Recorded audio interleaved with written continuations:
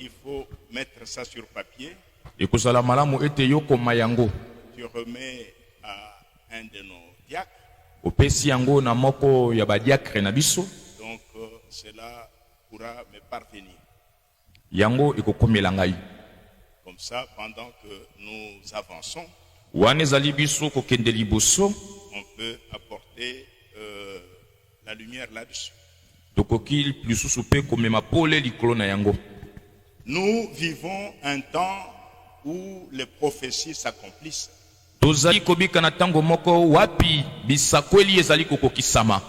Dans cette brochure, cette prédication de Frère Branham du 16 juillet 1960, intitulée Dès ce moment. Frère Branham parle d'une prophétie qu'il avait donnée en 1933. Ndeko Branham kuna zali kolobela esakweli moko apesaka na 1933.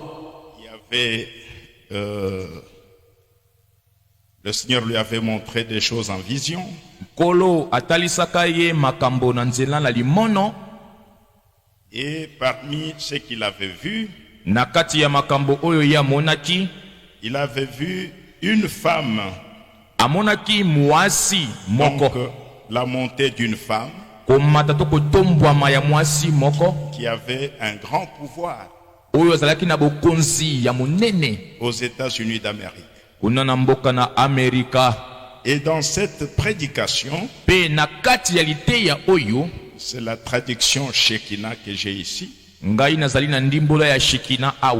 au paragraphe 92, paragraphe 72, donc 92, pardon. Écoutez ce que l'homme de Dieu dit. Yoka oyo motoranzambe azali koloba. Je n'aurai pas le temps de vous le raconter dans cette réunion. En 1933, il dit ça, c'est un peu de la femme. Son nombre est 13. Il apparaît au chapitre 13 de l'Apocalypse. 13 étoiles, 13 rayures, les lignes sur le drapeau américain. En ce temps-là, il y avait encore 13 rayures. Mais aujourd'hui, c'est plus de 50. Quelque chose comme ça. Alors il dit, souvenez-vous, ainsi dit le Seigneur, une femme va diriger avant le temps de la fin. Elle sera soit présidente,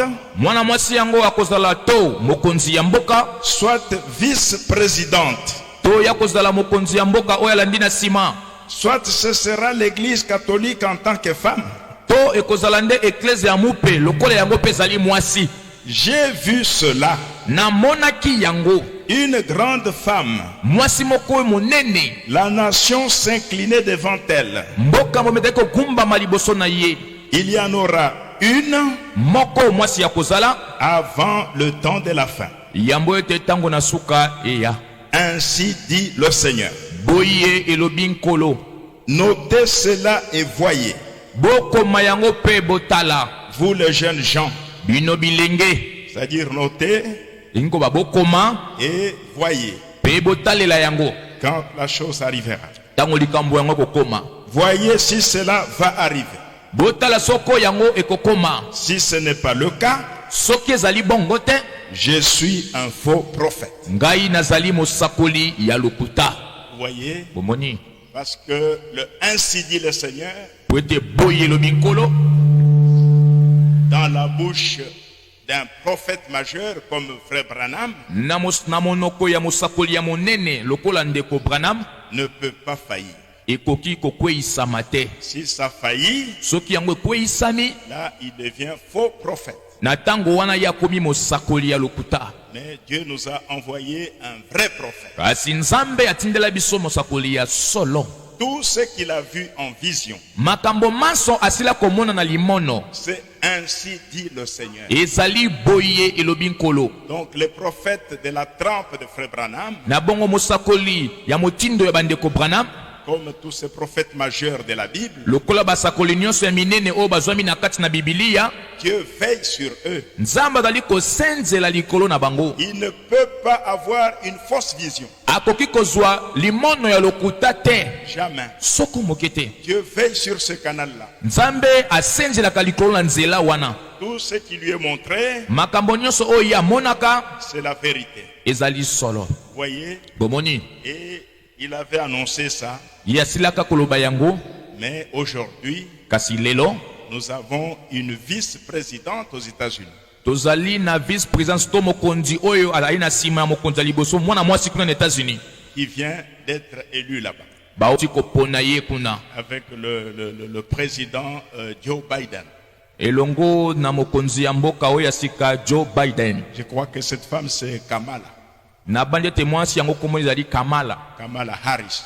Harris. Nous sommes vraiment à la fin de temps. tokomi penza na suka na tango. Nous sommes à la fin du temps de la fin. tokomi na suka na tango na suka. Maintenant, revenons au livre de Joël. Mettez-vous debout, je vous en supplie. botelema na bondeli bino tozonga na buku na Yoele. Chapitre 1, commençons du premier verset au verset 4. mokapo ya liboso to banda na talata ya liboso kino na oya minei. Et nous lirons le chapitre 2. pe tokotanga mokapo pe ya mibale. La parole de l'Éternel fut adressée à Joël, fils de Pétuel. liloba na Yawe yaki epai na Yoele mwana na Petuele. Écoutez ceci, vieillard. boyoka oyo bino bibange. Prêtez l'oreille, vous tous habitants du pays. bosembola litoyi bino bafandi nyonso na mokili. Rien de pareil est-il arrivé de votre temps ou du temps de vos pères. likambo na lolenge oyo ezalaka nde na mikolo na bino to na mikolo na batata na bino. Racontez-le à vos enfants boyebisa yango na bana na bino. et que vos enfants le racontent à leurs enfants. tika ete bana na bino bayebisa yango na bana na bango. Et leurs enfants à la génération qui suivra. pe bana na bango na libota mosusu. Ce qu'a laissé le gazam, biloko bitikaki nyonyo. la sauterelle l'a dévoré. likonki aliaki yango. Ce qu'a laissé la sauterelle, biloko bitikaki likonki. le gélec l'a dévoré. likelele aliaki yango. Ce qu'a laissé le gélec, biloko bitikaki likelele. le asile l'a dévoré. lipalela aliaki yango. Au chapitre 2, na mokapo ya mibale. versets 25 et 26. na talatala ya tuku mibale na mitano pe tuku mibale na motoba. Je vous remplacerai les années nakozongisela bino bilanga mikolo qu'ont dévoré la sauterelle, oyo likonki aliaki. le gélec, oyo likelela le aliaki. asile, le gazam, oyo lipalela pe nyonyo baliaki. ma grande armée que j'avais envoyée contre vous. ebolo na ngai monene natindelaki bino. Vous mangerez et vous vous rassasierez, bokolia mingi penza pe bokotonda. et vous célébrerez le nom de l'Éternel votre Dieu, pe bokosanzola nkombo na Yawe nzambe na bino. qui aura fait pour vous des prodiges. oyo akosala bikamwa epai na bino. Et mon peuple ne sera plus jamais dans la confusion. bongo bato na ngai bakozala lisusu kati na soni to mobulungano te. Inclinons nos têtes. togumba mitu na biso. Notre Père céleste, tata na biso na likolo, merci d'avoir dirigé nos pas dans ce tabernacle matondi po etokambi matambe na biso na mongombo oyo pour entendre ta parole. po ete toyoka liloba na yo. Seigneur, kolo, tous les signes montrent que notre époux revient bientôt. bilembo binso dali kotalisa ete mobali na biso liba dali kozonga noki. C'est pourquoi accorde-nous une vie de consécration yango wana pesa na biso bomoi moko ya komikaba à ta parole. na liloba na yo. Que ta parole, Seigneur, pe liloba na yo nkolo soit esprit et vie en nous. ezala bomoi mpe molimo kati na biso Que nous puissions mener une vie digne de l'évangile. tobika bomoi oyo elongobani na sango malamu Que nous nous considérons des pèlerins et des voyageurs sur cette terre. tomitala lokola babembi mpe baleki nzela awa na mabele. Notre Père, nzambe tata na biso bénis en ces lieux. pambola bana na yo na esika oyo Bénis aussi tous tes serviteurs. pambola mpe basali na yo nyonso. Nous avons besoin que toi tu prennes ta première place dans nos cœurs tozali na bosenga ete yozwa esika ya liboso na mitema na biso et que tu nous enseignes ta parole. mpe olakisa biso liloba na yo. Merci notre Dieu matondi nzambe na biso pour toutes les bénédictions mpona mapamboli nyonso que tu ne cesses de nous accorder ozali kotika te kopesaka biso à l'écoute de ta parole. na koyokaka liloba na yo. Bénis tous tes serviteurs fidèles dans le monde entier. pambola basali no nyonso ya bosembo na mokili mobimba. Bénis aussi notre frère Ewald Frank. pambola mpe ndeko na biso Ewald Frank. Accorde-lui encore beaucoup de force pesa ye lisusu makasi mingi en attendant le retour de l'époux. na kozelaka bozongi na mobali na libala. Bénis de ta parole. pambola litangi ya liloba na yo. Connais les besoins du cœur de tes enfants. oyebi babosenge ezwami kati na mitema ya bana na yo. C'est à chacun au-delà même de cette vie. kolo pesa na moko leka na oyo akoki kolukanisa. Nous te l'avons demandé tosengi yo yango au nom du Seigneur Jésus-Christ. na kombo na kolo Yesu Kristo. Amen. Amen. Vous asseoir. bokoki kofanda.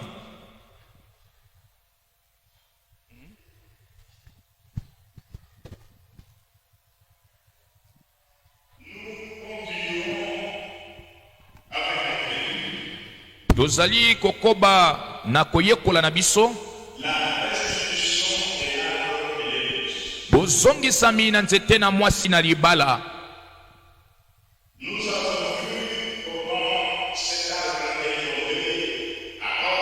tomonaki motindo nini nzete wana ekweyaka kuna na Roma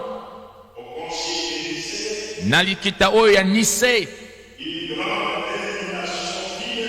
bongo ebongiseli ya monene ebotamaki na malakisi mpe makanisi ya bato.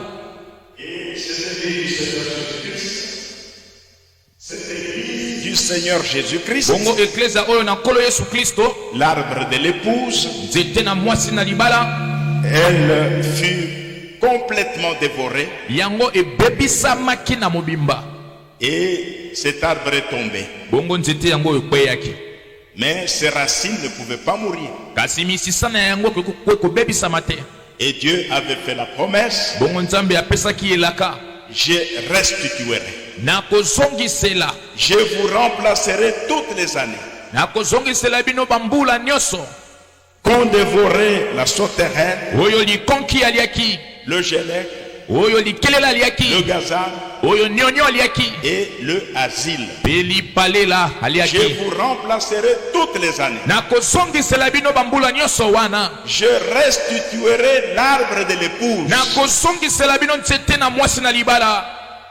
Et restituer, kozongisa c'est ramener dans son état original. ezali kozongisa na motindo to na lolenge oyo ezalaki na ebandeli. Ramener cette église comme elle était au commencement. kozongisa eklesia wana ndenge ezalaki na ebandeli, Avec tout ce qu'elle avait au commencement. na biloko nyonso oyo yango ezalaki na ebandeli Tout, nyonso, je restituerai. na kozongisa C'est ce que le Seigneur a dit. yango nde nkolo alobaki. Et nous avons vu, Mpe tomonaki je crois que c'était le lundi, na banzi ezalaki mokolo ya lendi, comment Dieu a commencé à restituer cet arbre. motindo nini nzambe abandaki kozongisa nzete wana. Donc il l'a restitué en 3 phases. azongisi yango na biteni misato, Exactement comme il l'avait planté. na motindo penza ndenge yalonaka yango. Parce que avant de planter cet arbre, po ete yambo ete yalona nzete wana, cet arbre a suivi les 3 étapes de l'œuvre de la grâce. nzete yango elekanaki na biteni misato ya misala ya ngolu: La justification, kolongisama, la sanctification kobulisama, et le baptême du Saint-Esprit. mpe libatisi ya molimo mosantu. Voyez, bomoni de la même manière na mutindo moko qu'il avait procédé pour planter l'arbre ya tsalaki mosala pona kolona nzete le jour de la Pentecôte, mokolo na kitela et c'est de la même manière ezali na mutindo moko wana qu'il allait restituer cet arbre. nde akokaki kozongisa lisusu nzete wana. Et nous avons vu que la restitution tomonaki ete kozongisa na mabiloko a commencé avec Luther, ebandaki elongo na Luther, Martin Luther vers les années 1520, na bane 1915 1520 vers ces années-là, na pena bambula wana Dieu suscita cet homme, nzambe abimisaki moto wana Martin Luther. na kombo ya Martin Luther. Il contesta contre l'église catholique. ya telemelaka eklise na mupe ya Roma. À cette époque-là, na eleko wana na eleko oyo wana on avait encore inventé une fausseté. batulaka lisusu lokuta moko boye. Il fallait acheter des indulgences esengaki kosomba mabondeli pour la rémission des péchés. mpona bolimbisami ya masumu. Si tu achètes les indulgences pour un mois, soki osombi mabondeli mpona sanza moko, tous les péchés que tu vas commettre dans un mois seront pardonnés par le Saint-Siège, le pape de Rome. masumu nyonso yo kosala na sanza yango ekolimbisama na oya mosantu ya papa ya Roma. Un très grand mensonge. lokuta moko penza ya monene. Cela révolta Luther. yango etombokisaka Luther En Allemagne où il était, kuna na Allemagne esika ye azalaka. et le Seigneur l'avait éclairé bongo nkolo angengelaki ye en lisant l'épître de Paul aux Romains. wana ezalaki ye kotanga mokanda na Petro epai na baroma. C'est là qu'il comprit kuna nde asosolaka que nous sommes justifiés ete biso tolongisami gratuitement ofele par la foi na nzela na kondima dans le sacrifice de Jésus-Christ. kati na mbeka oyo na nkolo Yesu Kristo. Et nous avons la paix avec Dieu. mpe tozali na kimia na Nzambe. Le juste moyengebene ne vivra que par la foi. akobika bopele na nzela na kondima.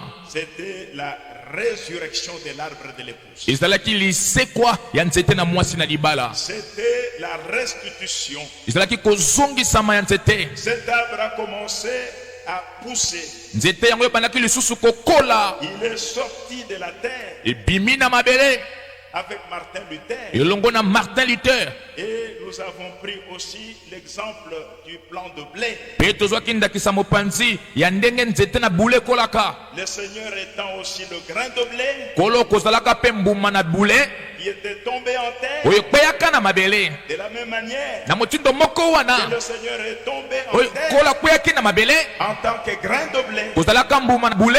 Son épouse aussi, mwasi na libala na ye qui mpe est une épouse parole. oyo azali mpe mwasi na libala liloba. Elle devait aussi tomber en terre. ye mpe asengelaki akweya na mabele. Et elle est tombée en terre à Rome, ye mpe akweyaki na mabele ezalaki na Roma au concile de Nicée, na likita ya Nice en 325. na 325. C'est là que vit le jour ezali nde mokolo wana nde ebotamaki une grande dénomination, bosangisi donc lingomba moko ya monene comme nous l'avons vu ndenge tomonaki yango pendant tout ce temps.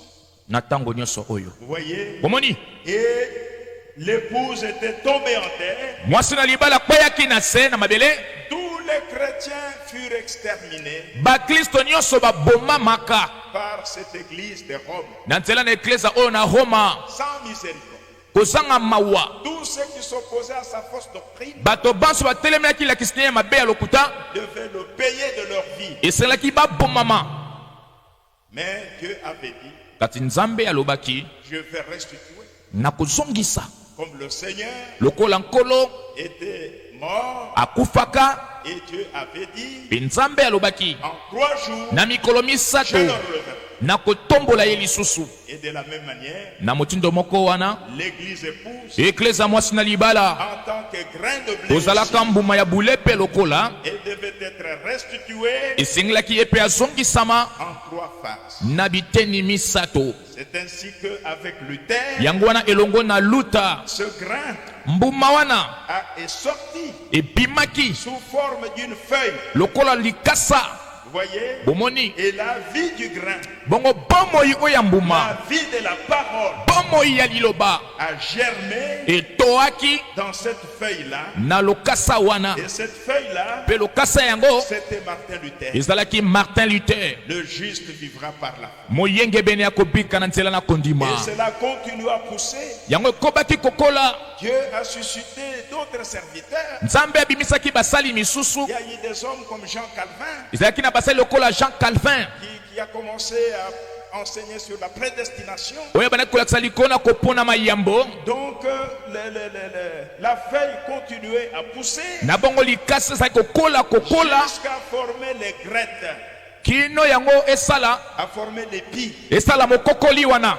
Vous voyez? Bomoni Et nous avons vu que l'épi, pe tomonaki ete mokokoli ça c'est John Wesley. ezali John Wesley. John Wesley, John Wesley ye il a ajouté à la justification abakisaki likolo na kolongisama la sanctification. kobulisama. Parce qu'après la mort de Luther, Po ete na nsima na kufa na luta les gens s'élevèrent bato batelemaki et bâtirent la dénomination luthérienne. bongo basalaki lingomba lingomba oyo ya luta Et c'était la mort. ezalaki kufa C'était une dénomination. ezalaki ebongiseli. Voyez? Bomoni Et Dieu suscita John Wesley. bongo nzambe abimisaki John Wesley Là, c'est au niveau de l'épi. yango ezali na mosanda ya mokokoli Et il a prêché la sanctification. mpe ateyaki kosantisama. C'était encore un peu plus de lumière. ezalaki lisusu pole koleka oyo ya Il a liboso. ajouté à la justification abakisaki likolo na kolongisama la sanctification. kobulisama. Hébreux chapitre 12, verset 14. ebele zomi na mibale zomi na minei Recherchez la paix avec tous. olukaluka kimia na Et bato la baso sanctification ekobulisama sans laquelle personne ne verra. kozanga yango moto moko ta komona nkolo.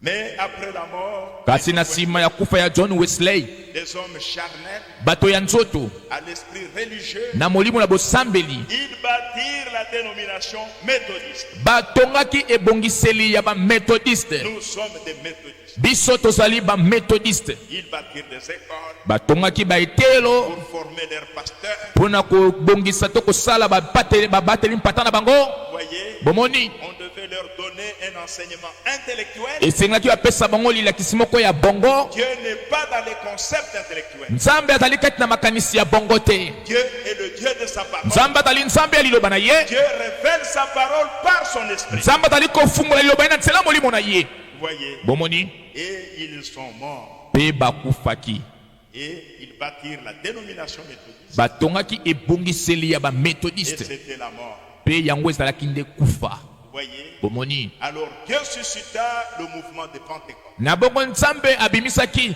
bolamuki wana ya bangelesa avec William Seymour na elongo na William Seymour à Los Angeles, kuna na Los en Angeles Californie, na aux Californie États-Unis d'Amérique. na États-Unis d'Amérique. Et celui-là, Peye Dieu envoya à Los Angeles nzambe atindaka kuna na Los Angeles une puissante effusion de l'esprit, bosopani moko ya makasi ya molimo du Saint-Esprit. ya molimo mosantu. Les gens expérimentèrent le baptême du Saint-Esprit bato bazaki libiki ya libatisi ya molimo mosantu qui amena la restauration des dons spirituels. oyo ememaki bozongisami ya makabo ya molimo. Voyez, Bomoni et là c'était la troisième phase yango ezalaki eteni ya misato de l'œuvre de la grâce de Dieu, ya mosala ya ngolu ya le nzambe baptême du Saint-Esprit. libatisi ya molimo. Voyez, Bomoni et c'était le mouvement de Pentecôte. ezalaki bolamuki ya bangelesa Cela s'est répandu sur toute la terre. yango epanzanaki na mokili mobimba. Dieu a envoyé la pluie de l'esprit nzambe atelaki mbula na molimo sur toute la terre. na mokili mobimba. Cela c'était vers 1906 yango ezalaki pene ya bane 1906 que cela commença en Californie, ebandaka kuna na Californie à Los Angeles. na Los Angeles. Voyez, Bomoni les gens commencèrent à parler en langue, bato babandaki koloba monoko na sika kopesa bisakweli à prier pour les ya malades, kobondela mpona bakoni et Dieu était avec eux. mpe nzambe azalaki na bango elongo. Ceux-là, baoyo wana c'étaient des chrétiens. bazalaki baklisto. La vie de Christ était en eux. bomoi na kristo ezalaki kati na bango. Il n'était pas une dénomination. bazalaka ebongiseli te. La Pentecôte, kitela c'était une expérience. ezalaki libiki Ils expérimentèrent le baptême. basalaki libiki ya libatisi ya molimo mosantu. Voyez. Bomoni Et après na nsima ce grand mouvement de Pentecôte bolamuki monene oyo ya Pentecote qui sur le plan de blé là-bas, oyo ezalaki kuna na nzete na bule kuna c'était des petites enveloppes ezalaki baposo bazipelemo ya qui se mike sont mike formées sur l'épi. nde esalamaki likolo na mokokoli Et wana vous voyez que l'enveloppe là bokomona ete ezipelo est wana appelée la balle. ebiangami poso Quand tu regardes, soki otali yango ça a la forme du grain.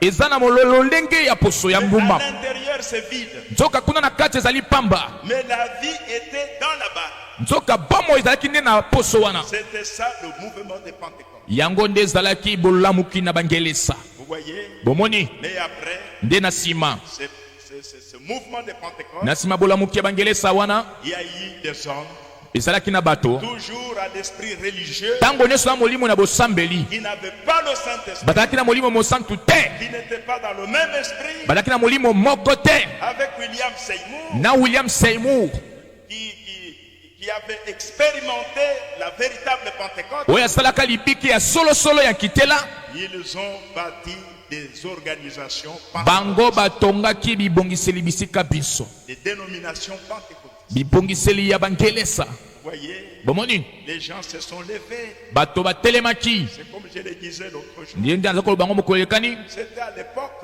ezalaka na kala où il y a eu des hommes comme les Simon Kimban ezalaka na bato lokola basimo kimbangu qui priaient pour les malades, bazali kobondela mpona bakoni prophétisaient. bazali kopesa bisakweli C'était le temps du mouvement de Pentecôte. yango ezalaka ntango na bolamuki ya bangelesa Mais regardez, après la mort de ces gens-là, kasi botala na nsima ya kufa ya bato bana des hommes charnels bato ya nzoto se sont levés. babimaki Ils ont pris le nom même de ces gens-là. bazwi kutu bakombo ya bato wana Et ils kaka ont bâti la dénomination Kimbangis. bango batongi ebongiseli ya bakimbangiste Vous voyez. bomoni Et à longueur de journée, mpe na kolina mikolo ndenge ezali kolekanaka on ne fait que les défilés. baza kodefilaka de kotambolaka tambolaka elongo na Ça fanfare n'a rien à voir avec l'église du Dieu vivant. eza na eloko moko te ya koboyoka nina ekitisa na nzambe na bomoi Ça, c'est une organisation. wana ezali ebongiseli C'est charnel. ezali ya nzoto Ça n'a rien à voir avec Dieu. eza na eloko moko te ya boyokanyi na nzambe Les dénominations, bibongiseli c'est une chose maudite. ezali ebongiseli ezali eloko moko elakelama Et mabe Dieu n'est pas l'auteur des dénominations. nzambe azali mobandisi ya bibongiseli te C'est Satan qui en est l'auteur. satana nde abandisaka yango Vous voyez, bomoni dans la prédication, kati na liteya pourquoi nous ne sommes pas une dénomination? mpona nini biso tozali ebongiseli te Frère Branham parle clairement de ndeko ça. mpona molobeli polele makambo wana La dénomination alobi est ebongiseli du diable ewuti na diabulu et non de Dieu. ewuti na nzambe Dieu te n'est pas l'auteur de nzambe azali mokolo ebongiseli te Vous voyez. bomoni Et ils devinrent des pentecôtistes. na bongo bakomaki bapentekotiste bangelesa Des pentecôtistes. bangelesa Il y en a de toutes les couleurs. baza ya mitindo na mitindo On a les bima, toza na babima on a les postolos toza na baapostolo avec des na loleta la milai bakati Ils kolokolo parlent tous de l'esprit. bango mpasi baza koloba molimo molimo Vous voyez. omoni Il y a des malemba. toza na bamalemba Tout ça, ce sont des pentecôtistes. bango panso bazali bapentekotiste Vous voyez. bomoni Et ils ont fait des doctrines. bongo bakelikeli badoctrine Quand vous allez chez les malemba, soki epai bamalemba ils vous disent, bakoyebisa yo aujourd'hui, lelo vous allez expérimenter le baptême de feu. okosala libiki na moto Et ya on a libatisi vu na un moto grand feu. bakopelisa tala moto monene On commence à chanter. babandi koyemba On commence à danser. koyemba kobina Et la personne se jette dans le feu bongo moto amikwaki kati na moto jusqu'à éteindre le feu. kino ete ya koboma moto Oh, tu es baptisé de feu. ozwi libatisi na moto Ça, c'est charnel. wana ezali ya nzoto Vous voyez, omoni le baptême de feu, libatisi na c'est moto le feu de l'esprit ezali moto na molimo qui doit vous fondre. oyo esengeli enangwisa Et vous yo devenez tous un mpe bino banso bokomi moko en Jésus-Christ. kati na yesu kristo Vous voyez, omoni ce n'est pas charnel, ezali ya nzoto te pas le feu charnel. ezali moto ya nzoto boye te ya boye te Les pentecôtistes, bangelesa c'était la balle.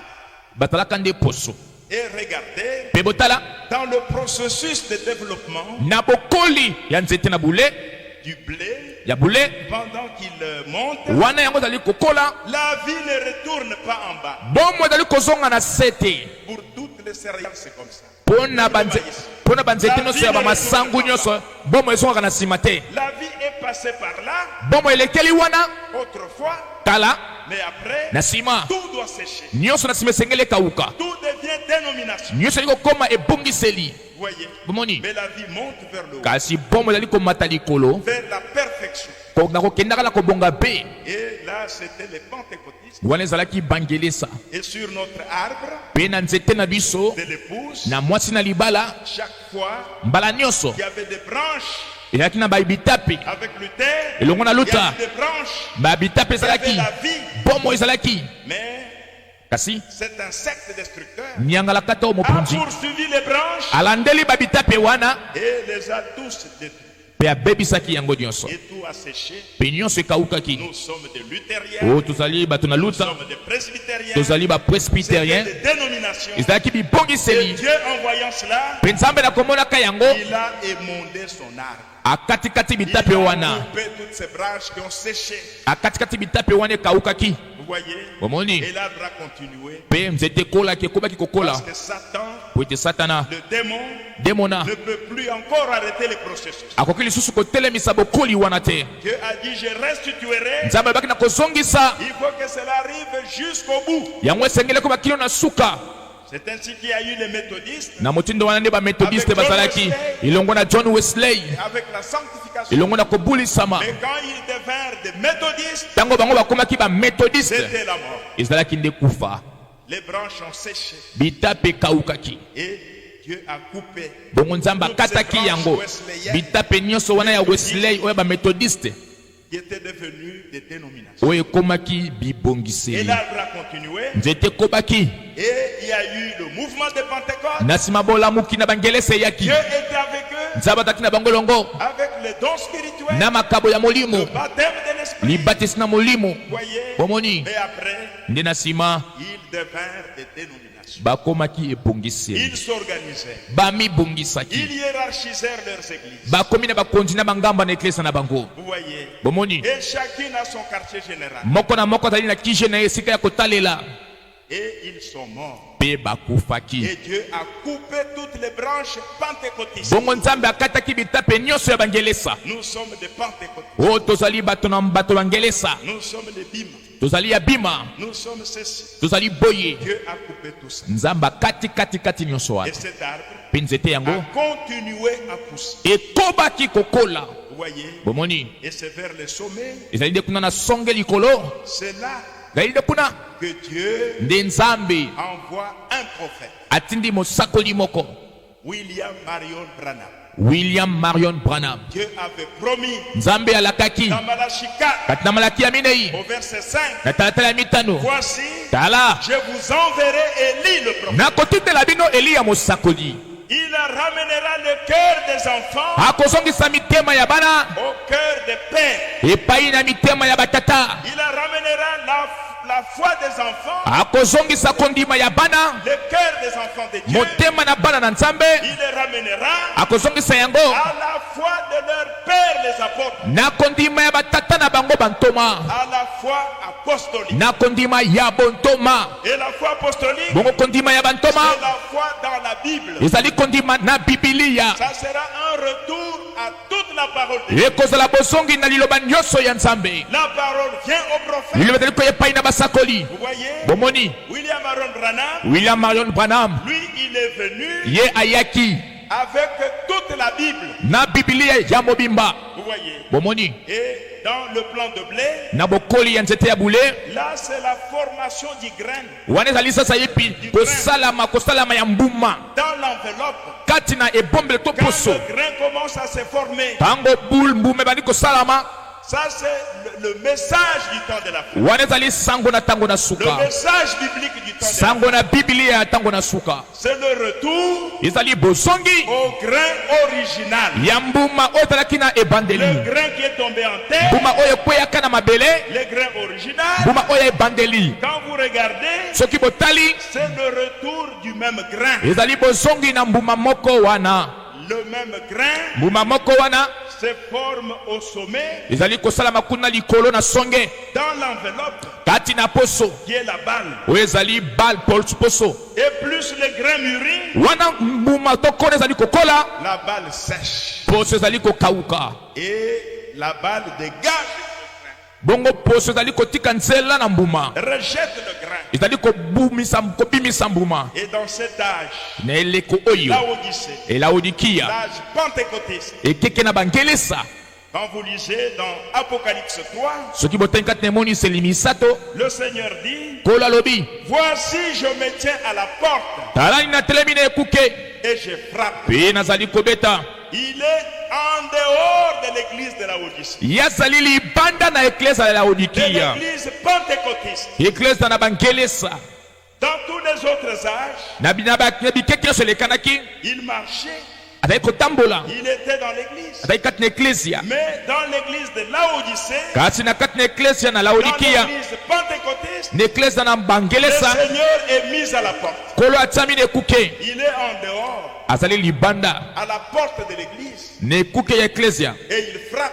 mpe azali kobeta Il n'est plus à l'intérieur. azali lisusu na kati te Vous voyez, bomoni ils l'ont mis dehors batie ye libanda avec leur mondanité, na bomokili na bango avec leur hiérarchisation. na na ndenge batie bakonzi na bangamba na Ils eklesia disent nous sommes riches, balobi ete tozali bazwi nous n'avons besoin de tozali na rien. bosenga ya eloko moko te Ils ont de grands bâtiments baza na bandako ya minene qui coûtent des millions de dollars. oyo ezali na motuya ya bamillion de dollars Il dit nous n'avons besoin de rien. babi toza na bosenga ya eloko te Ils ont des surintendants baza na bakonzi et toutes ces choses. mpe biloko na bongo Et le Seigneur, mpe nkolo il est dehors. azali libanda C'est la balle ezali poso qui a expulsé le grain. oyo ebimisi mbuma libanda Vous voyez, bomoni la balle expulse le grain. poso ezali kobimisa mbuma libanda Quand la balle sèche wana poso ezali kokauka complètement, mobimba mpenza ça expulse les grains. ezali kobimisa mbuma C'est ainsi que le Seigneur, eza na motindo wana nde il nkolo est la parole, azali liloba il est en dehors de l'église pentecôtiste. azali libanda na eklese na bangelesa Il continue de crier Jésus, bazali kokoba konganga yesu de faire beaucoup de bruit. kosala makelele ebele Vous voyez, bomoni mais il n'est pas là. kasi ye azali wana te Il est la parole, azali liloba il est en dehors azali libanda et il frappe. mpe azali kobeta Et si quelqu'un abisoko moto nani kuna na kati entend ma voix, ayoki mongongo na ngai ouvre sa porte, mpe afungoli ekuke oyo ya alors ye j'entrerai chez les na bongo ngai nakote epai ya moto wana je souperai avec lui. nakolia na ebile ya pokwa elongo Vous voyez, bomoni Dieu appelle son peuple à sortir. nzambe azali kobenga libota na ye te babima Sortez du milieu d'eux. bobima okati na bango Il n'y a plus rien là-bas. kuna eloko eza susu te C'est la mort qui est là. bobele kufa nde ezali kuna Vous voyez, bomoni les pentecôtistes, bangelesa c'est la balle qui a séché. bazali poso oyo ekauki Il n'y a plus de vie. bomo ezali lisusu te Il n'y a rien du Saint-Esprit. eloko ya molimo soki kuna ezali lisusu te Vous voyez, bomoni ils ont des interprétations particulières. bazali na bandimbola na bango moko Ils n'ont pas la parole de Dieu. bazali liloba na nzambe te Ils enseignent des interprétations. bazali kolakisa bandimbola Vous voyez, bomoni et le Seigneur, mpe nkolo dans cet âge pentecôtiste, na ekeke oyo ya bangelesa à la porte. batie ye libanda na ekuke Élie vient elia ye au sommet de l'arbre kuna na songe ya nzete avec la lumière du temps du soir. na pole ya ntango na pokwa Comme cela était annoncé dans Zacharie, ndenge yango esakolama kuna na jekali ya zomi na bidei na ntango ya pokwa la lumière paraîtra. pole ekomonana La lumière paraîtra pole ekomonana au temps du soir. na ntango ya pokwa La même lumière pole moko wana qui est venue à l'Orient, oyo eyaka na moniele qui est venue à l'Est, oyo ebimaka na moniele à Jérusalem, kuna na yelusaleme c'est la même lumière ezali pole moko qui devait encore briller esengaki lisusu engenga à l'Occident de l'Occident. kuna ekotola na ntango mpenza ya eloli mpenza ya baeloli kuna na États-Unis Le d'Amérique même évangile, sango malamu moko wana voyez, bomoni le même évangile. sango malamu moko wana Et cet évangile mpe sango malamu yango est venu eyaki par un prophète, na nzela na mosakoli oyo alakamaki Élie le prophète. eliya mosakoli Frère Branham, ndeko branham lui quand il est venu, ye ntango ayaki il est venu avec toute la parole. ayaki na liloba mobimba Toute la parole. liloba nyonso C'est pourquoi il disiez aux pentecôtistes, yanda ko saba pentecôtiste vous dites que vous avez le Saint-Esprit. bozali ko ba ete bozali na molimo mosantu Mais l'évidence du Saint-Esprit, kasi etaliseli ya molimo mosantu c'est qu'il conduit dans toute la vérité. ezali ete molimo mosantu akambaka kati na solo nyonso Moi, j'ai amené toute la parole. ngai na ye na liloba nyonso mobimba L'évidence, c'est que l'Esprit qui est en toi est le Saint-Esprit. etaliseli ete molimo ozali kete ozali molimo C'est mosantu que tu dois croire le message de l'heure. ezali ete yo songeli ondima sango ya ntango Et le message de l'heure, pe sango ya ntango c'est le retour à la Bible. ezali bozongi na bibilia C'est croire toute la parole. ezali kondima liloba nyonso L'homme ne vit pas de pain seulement, moto akobika kaka na lipa mais te de toute parole kasi na maloba nyonso qui sort de la bouche. oyo ezali kobima na monoko ya nzambe Vous voyez, bomoni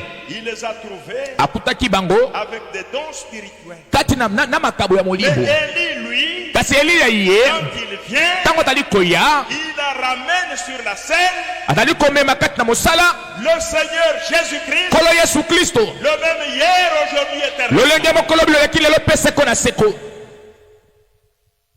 Regardez botala au troisième jour, na mokolo ya misato quand on a mis le Seigneur dans la tombe, ntango batiaki nkolo kati na kunda le premier jour, mokolo ya liboso c'était un corps mort. ezalaki nzoto oyo ekufa Le deuxième jour, mokolo ya mibale un corps mort. nzoto oyo ekufa Mais le troisième jour, kasi mokolo ya misato le matin alors, na ntongo wana ntongo azali kotana la rumeur est partie. sango epanzani Il est ressuscité. asekwi asekwi Ça, c'était le mouvement de Pentecôte. wana ezalaki boningani ya bangelesa Les gens ont commencé à parler en langue. bato badi koloba minoko ya Les sika gens expérimentaient le baptême de l'Esprit. bato bazali libiki ya libatisi ya molimo Les gens mosantu disaient, bato azali koloba l'Église est revenue eklesa comme ezongi au commencement. ndenge ezalaki na ebandeli Non, te ce n'était pas encore comme au commencement. ezalaki na ino ndenge ezalaki na ebandeli te Là, c'était le mouvement de Pentecôte. oyo ezalaki boningani ya ngelesa Le troisième jour au mokolo matin, ya misato na ntongo c'est la rumeur qui est partie. sango nde etambolaki Vous voyez? bomoni Et quand il est ressuscité, ntango yasekwaki le Seigneur Jésus, nkolo yesu kristo on l'avait mis dans la tombe, batiaki ye kati na kunda on avait mis une grosse pierre batiaka libanga ya monene pour qu'il ne sortit pas, po ete yabima kuna te mais kasi personne moto moko ne te pouvait arrêter la résurrection du Seigneur. akoki kotelemisa lisekwa na nkolo yesu kristo Parce que Dieu avait déjà dit, po ete nzambe asilaki je koloba ne laisserai pas mon sein voir la corruption. nakotika te ete mosantu na ngai apola Mon âme au séjour des morts. to elimone kuna na ewelo La parole devait s'accomplir. liloba esengelaki ekokisama Vous voyez, bomoni un ange est venu ici. mwanje moko awutaki na Il a lola roulé la pierre. alongolaki libanga Et le Seigneur, mpe nkolo il est sorti de la tombe. abimaki na kunda Vous voyez, bomoni son Père, tata na ye le Saint-Esprit, molimo monsantu elohime a ressuscité le corps asekwisaki nzoto d'entre les morts.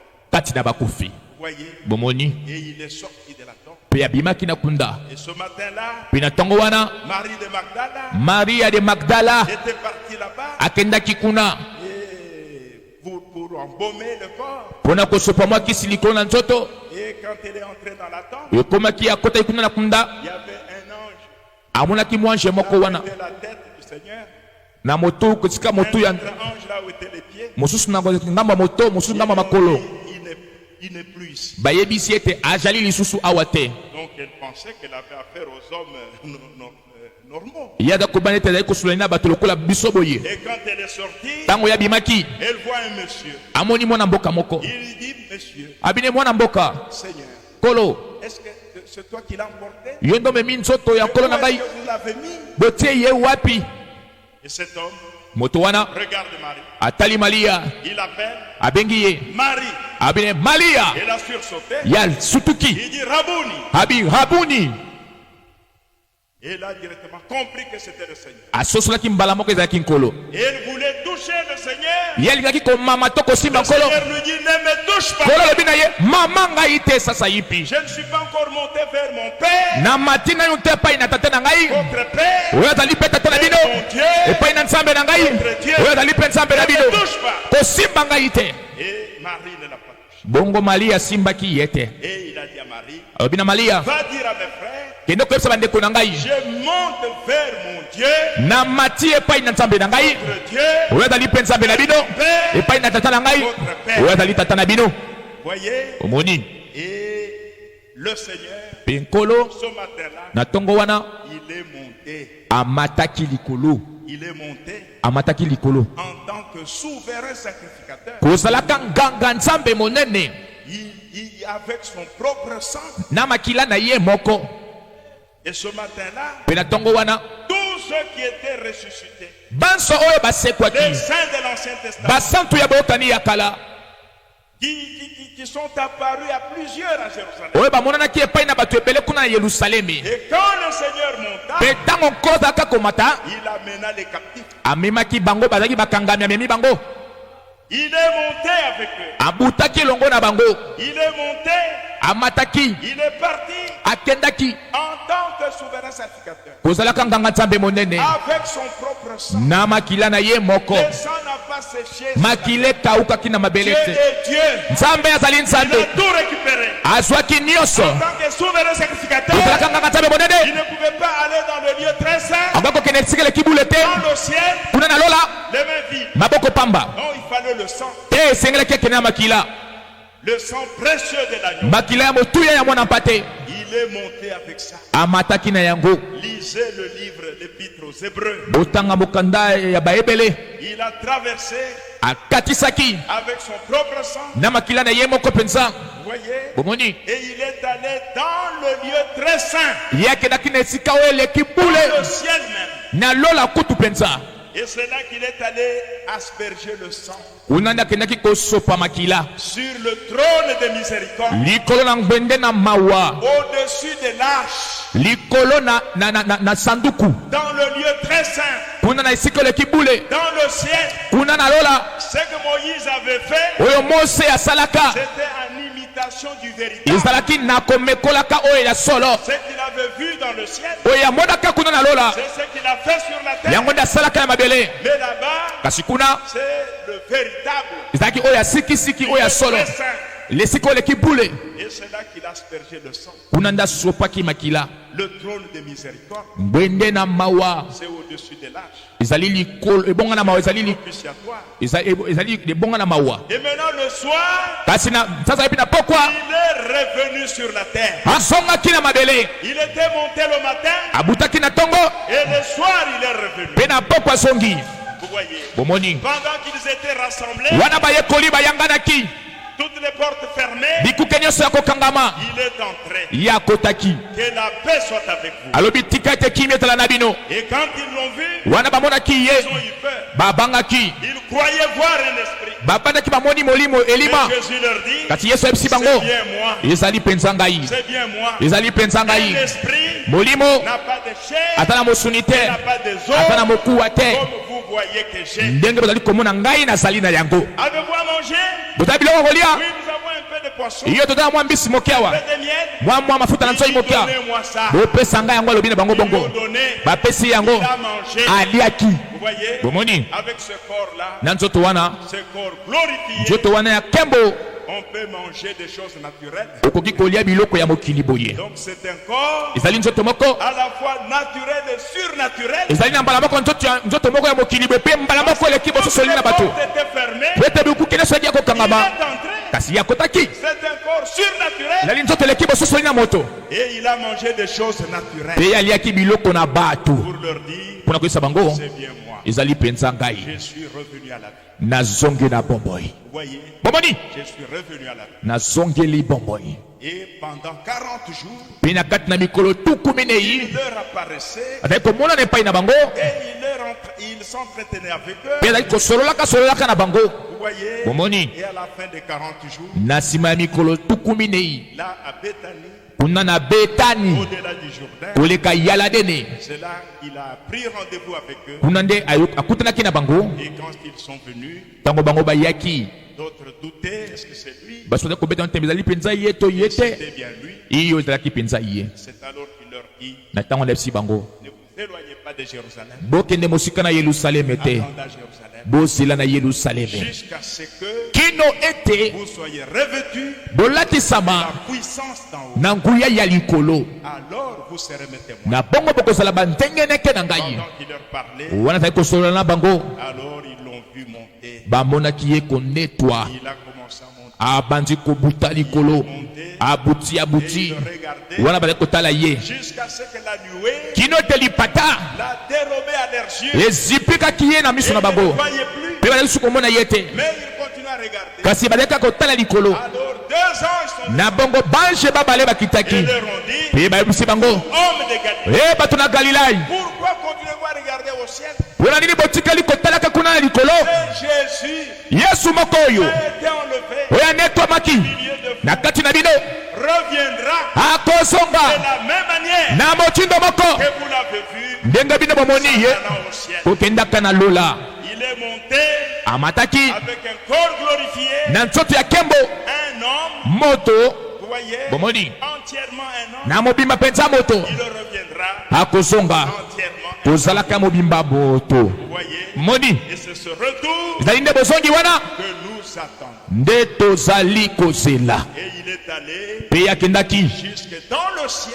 kino na lola Là, il est allé s'asseoir wana akendaki kofanda sur le trône du Père. likolo na ngwende ya tata C'est là qu'il est allé s'asseoir. kuna nde akendaki kofanda Sur le trône du Père. na ngwende ya tata Vous voyez, bomoni donc ce jour-là, ezali nde mokolo wana ce troisième jour, mokolo wana ya misato le matin, na ntongo la rumeur est partie. sango epanzanaki Parce que les militaires po ete basoda étaient à la tombe. oyo bazali kobatela kunda Ils ont vu bamonaki et ils ont vu bamonaki qu'effectivement, bosolo mpenza il est ressuscité. ete ya sekwi Vous voyez, bomoni quand ils sont allés faire le rapport, wana bakendaki kopesa rapport on leur a dit, bayebisi bango prenez de l'argent, bozwa mosolo dites que ces disciples sont venus voler le corps, boloba ete bayekoli ne bayaki koyiba nzoto wana donc ne dites pas qu'il est ressuscité. boloba te ete ya sekwi Parce qu'ils ont témoigné po ete bango batatolaki que nous l'avons vu.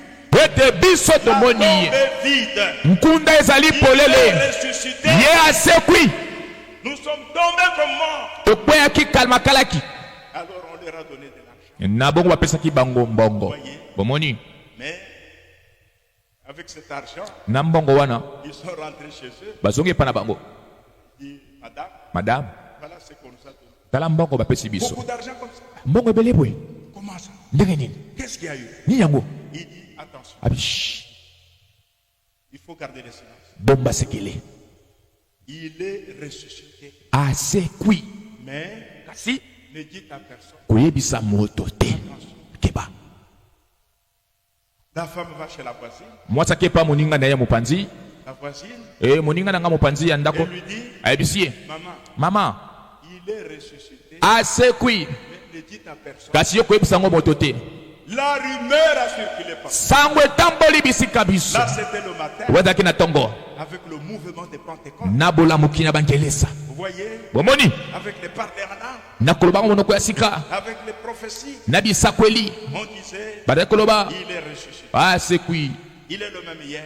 azali lolenge moko lobi oleki lelo mpe seko na seko Mais le soir, kasi na pokwa quand il est revenu, ntango yazongaki ils ont vu la personne du Seigneur Jésus. bamonaki nkolo ye moko Lui-même au milieu d'eux. ye moko kati na bango Vous voyez? bomoni Et avec le ministère de William Aaron Branham, na ntia lotombo ya muyama oyo branam le Seigneur Jésus-Christ, nkolo yesu kristo sous la forme du Saint-Esprit, na molenge ya molimo mosantu est descendu au milieu de son peuple, akitaki kati na bato na ye opérant les miracles et les prodiges. kosalaka bikamwa mpe bilembo William Aaron Branham william ayo branam est venu avec le ministère ayaki na lotomo semblable au ministère du Seigneur Jésus. oyo ekokalaki na lotomo na nkolo yesu kristo Ce n'était pas seulement de parler en langue, ezalaki koloba monoko na sika te c'était plus que ça. ezali koleka koloba Il monoko ya avait sika toute la parole, azalaki na liloba nyonso vous voyez, bomoni et il avait dans son ministère, mpe azalaki kaka na lotomo na ye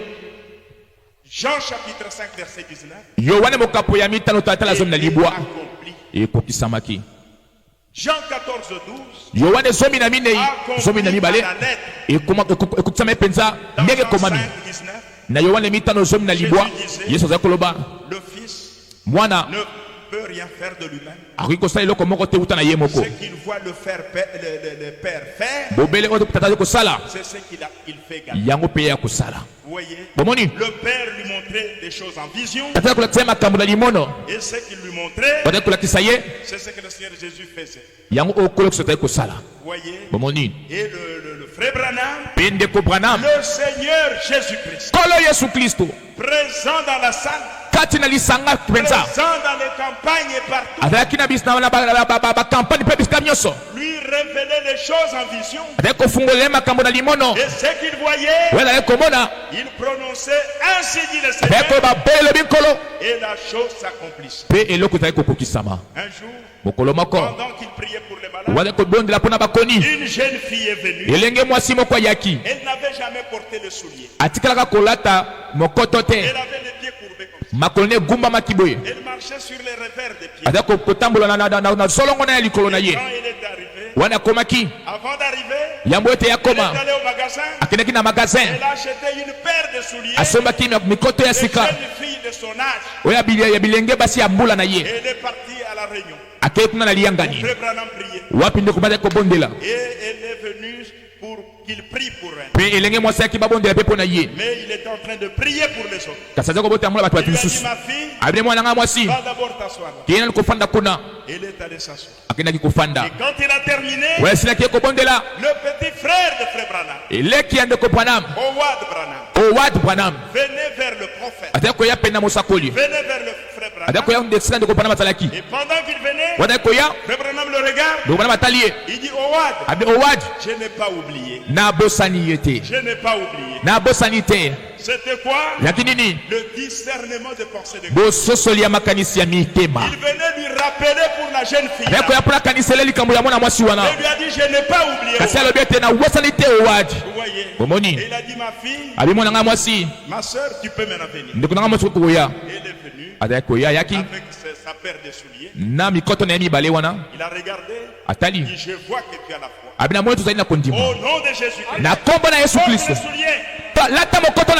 Et la foi ne regarde pas aux pieds.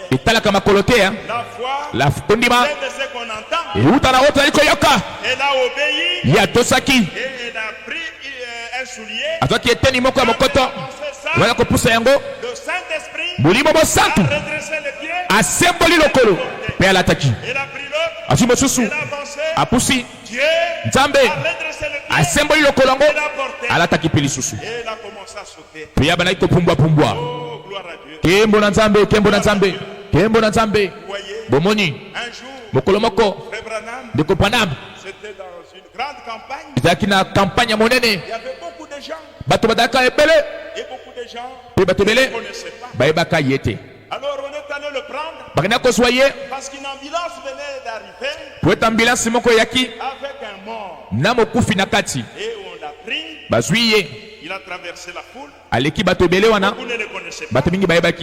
Et il est allé dans l'ambulance. Il voit le corps. Je crois que c'était un monsieur. Mais le conjoint lui dit, mon mari est mort.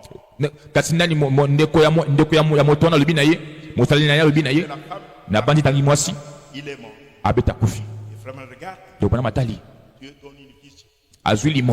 Vous voyez, le fils ne peut rien faire de lui-même. Ce qu'il voit le père faire, le fils le fait pareil. Il a vécu ça littéralement dans son ministère. C'était le ministère du Seigneur Jésus-Christ. Vous voyez, dans le ministère de Jésus, c'était ça qui était manifesté. Le Seigneur donna la vision à Frère Branham. Et il a parlé au cadavre. Lève-toi. Et la personne a externué. Et il s'est réveillé. Et pendant qu'il est retourné pour aller maintenant à la chair là-bas, il rencontre une jeune fille noire. Il pleurait. Oh, j'étais venu avec papa. J'ai perdu mon papa. Je suis aveugle. Aidez-moi à retrouver papa. Beaucoup de gens là-bas. Et pendant que Branham traversait, il est passé devant la fille. Quand il a entendu ça, il fut ému de compassion. Il s'est arrêté et il s'est approché. Il dit à la fille, tu cherches qui? Tu es venu faire quoi ici? Oh, je suis venu avec papa. Je suis aveugle. Avec papa. J'ai perdu papa. Aidez-moi à les retrouver. Il dit, mais tu es venu chercher quoi ici? Donc j'ai entendu qu'il y a un pasteur, un prédicateur qui prie pour les malades, même les aveugles, découvrent la vie. Il dit, si je t'amenais devant cet homme-là qui prie pour la malade, vas-tu croire que tes yeux vont s'ouvrir? Il dit, amène-moi vers lui. Il lui dit, je suis moi que tu cherches. Cet homme-là, c'est moi. Alors elle s'est accrochée à Frère Branham. Et Frère Branham a commencé à prier. Pendant qu'il priait, les yeux se sont ouverts. Et elle a crié, je vois. Mettez-vous debout. Il est déjà temps. Nous chantons, le jour de la rédemption est proche. Ça, je crois que vous connaissez, n'est-ce pas? Nous allons chanter ça. Et chacun de nous va prier. Les nations se disloquent, Israël se réveille, les signes que les prophètes prédisent, les jours des gentils comptés, encombrés d'horreur, bientôt sera l'éternité. Le jour de la rédemption est proche. Les cœurs des hommes sont effrayés. Sois rempli de l'esprit, talent plein